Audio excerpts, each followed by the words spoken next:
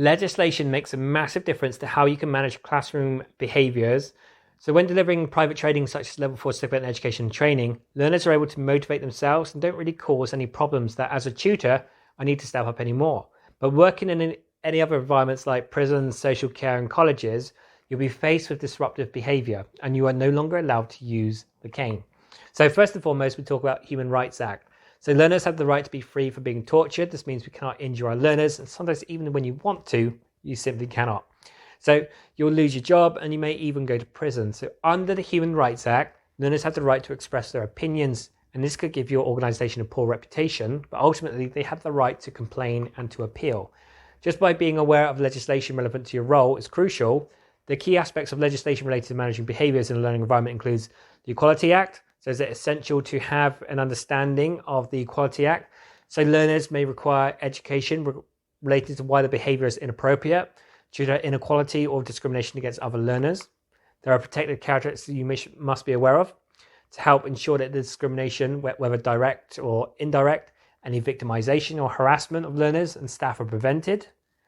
The protected characteristics are age, disability, gender reassignment, pregnancy, maternity, race, religion or belief, and sex and sexual orientation, marriage and civil partnership. Then we got the Health and Safety at Work Act. So a major part of your professional practice is to take health and safety concerns seriously in terms of your learners and who you're responsible for. So remember, you're responsible for your colleagues and of course yourself. This is applicable in all classrooms and is a common health and safety concern. It's where learners attempt to swing on chairs, which is incredibly dangerous. So this is an example of when a low-level disruption is actually a very serious concern.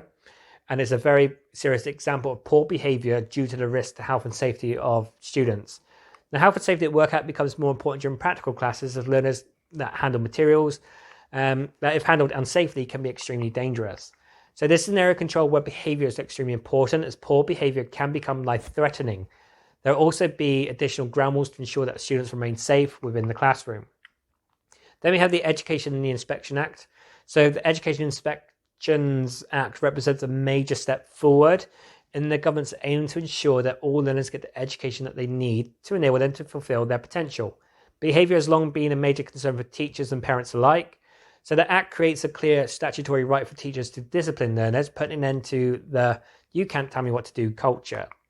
The Act tackles bad behaviour, which is a major priority, providing schools with unprecedented powers, training and resources. So you got sections 90 and 91, which provide a new statutory power to discipline, which will give all teachers in lawful charge of learners the power to discipline learners for inappropriate behaviour or not for following instructions.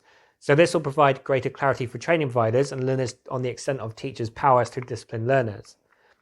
And the Human Rights Act, so within teaching and education, learners have the right to make decisions by having a voice and having their opinions heard. An important aspect of the agreement is that learners have the right to appeal and complain.